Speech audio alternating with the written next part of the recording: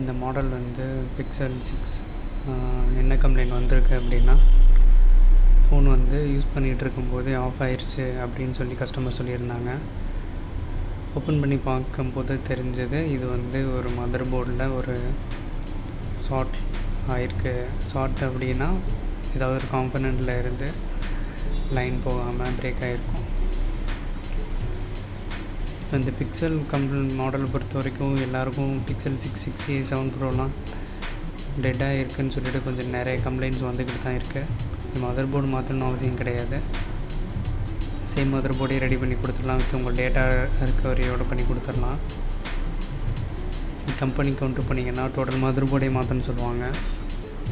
அது தேவையில்லை. பார்த்திங்கன்னா இப்போ CPU பக்கத்தில் ஒரு சின்ன லைன் ஷார்ட்டாக இருந்தது. அப்புறம் மெயின் பவர் IC பக்கத்துலேயும் ஒரு சின்ன லைன் ஷார்ட்டாக இருந்ததையும் ரிமூவ் பண்ணியாச்சு.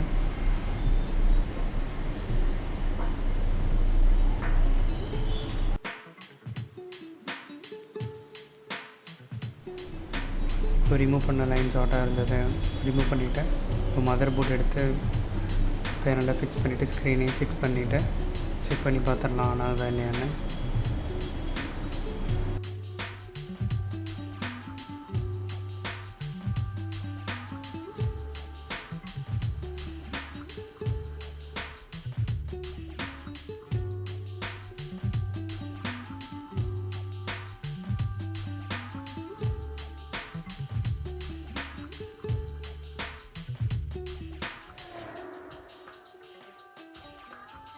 இப்போ ஃபோன் சார்ஜிங் சிம்பிள் வந்துருச்சு. இப்போ ஃபோன் ஆன் ஆகிடுச்சுன்னு அர்த்தம்.